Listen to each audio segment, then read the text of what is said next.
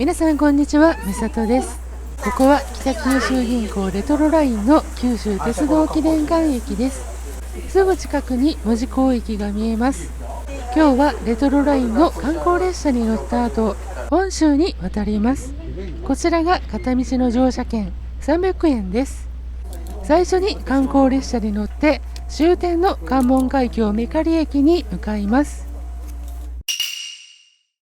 改札を受けた後、潮風号に乗り込みます。真ん中にトロッコの客車2両を小さなディーゼル機関車がサンドイッチしています。ちなみにこの機関車、30年前に南阿蘇鉄道で見かけたトロッコ列車で使われていたものだそうです。30年ぶりの再開でした。わかりました。他のお客さんがいない2両目に座りました。12時40分、九州鉄道記念館駅を発車。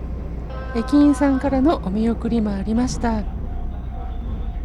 線路に近くにいる人たちからの視線が集まります。ゆっくりとしたトロッコ列車から門司港のレトロな雰囲気を眺めるのも良いですね。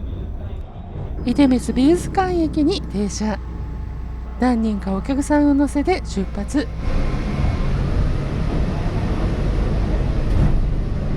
駅を発車して少しすると出光美術館が見えてきました。反対側の車窓を見ると線路が複線になっています。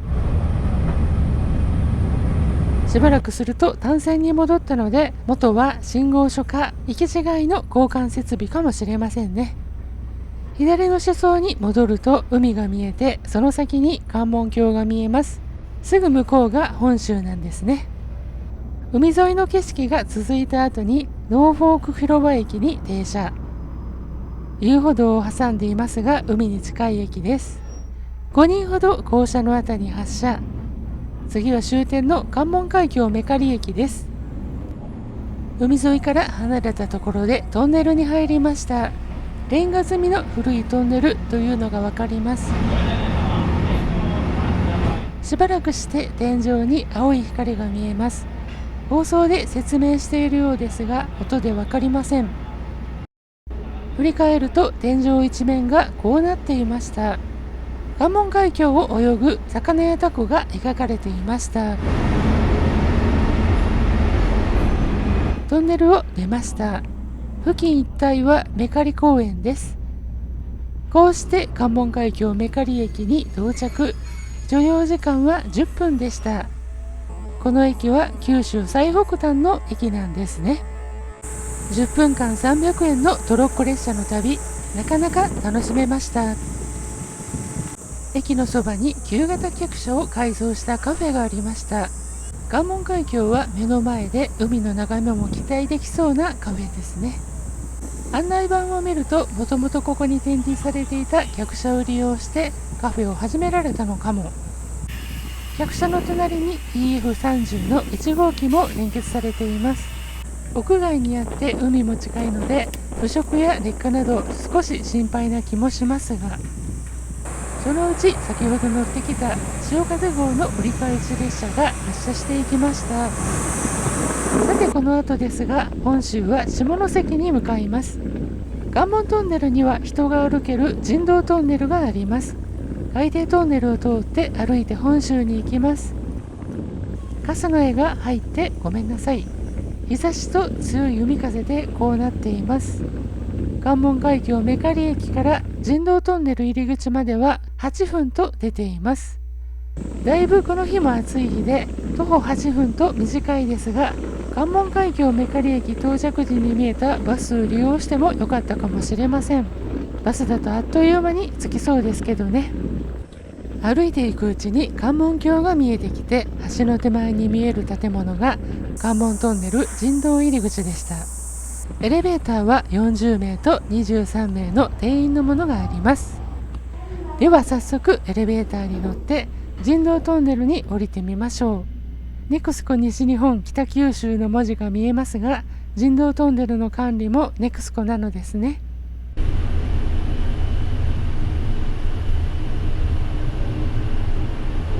トンネル階に着きました。降りたところはカーペットが敷いてあります。自転車も降りてなら通行できるそうです。さてここからはトンネル。時刻は13時22分。歩いて何分で下関に行けるでしょうか。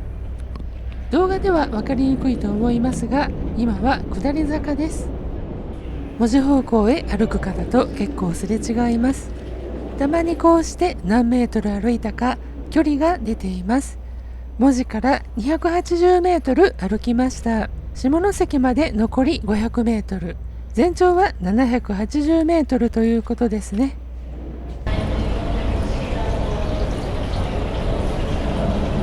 水の音が聞こえますが、海水が流出している音なのでしょうね。路面に見えてきたのは福岡県と山口県の県境。これで朝8時半に上陸した九州福岡県とお別れです。滞在時間は5時間ほどでした。この付近はトンネルの一番下で水平になっていて、路面が湿りやすいのでしょうね。舗装の色が変色しているところが多いです。前方を見ていると緩やかに上り坂になっていくのがわかります。この付近は明らかに路面が濡れていますね。しっかり歩かないと滑って転ぶ可能性もありそうです。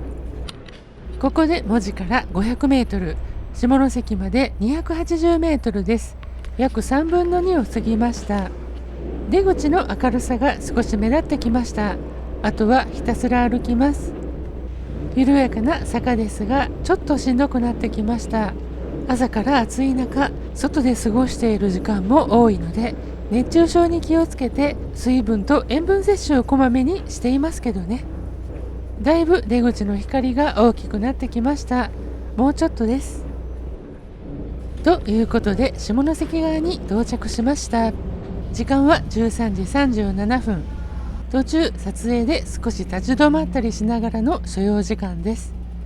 海底トンネルを歩いて九州と本州を行き来できるのは面白いと思いますし、観光客と思われるお客さんが結構歩かれていました。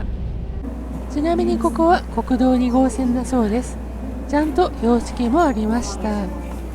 さてエレベーターで地上に出ます。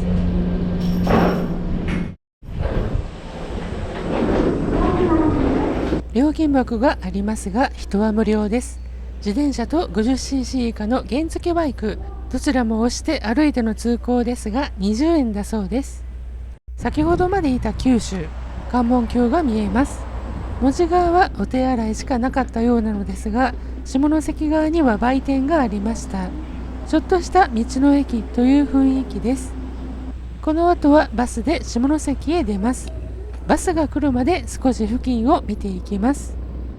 関門橋の下の三茂裾川公園にある源義経、平知盛像、平家一門が入水した壇ノ浦の戦いの場所がここです。そしてこちらは長州砲のレプリカ。幕末に長州藩が上位決行し、関門海峡を通過の外国船を砲撃。その後長州藩はイギリス、フランス、オランダ、アメリカの四国連合艦隊の返り討ちに遭います。これにより方針を変えた長州藩は海外からの知識や技術を取り入れるようになり、薩摩と手を結び薩長同盟、そして戊辰戦争、明治維新につながるきっかけの一つの場所です。ということで三茂裾川停留所からバスに乗りました。関門橋の下を抜け、しばらく関門海峡を眺めながら走ります。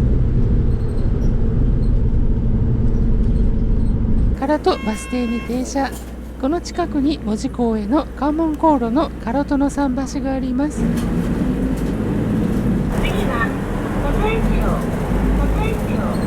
10分ほどで下関駅バス停です。下車します。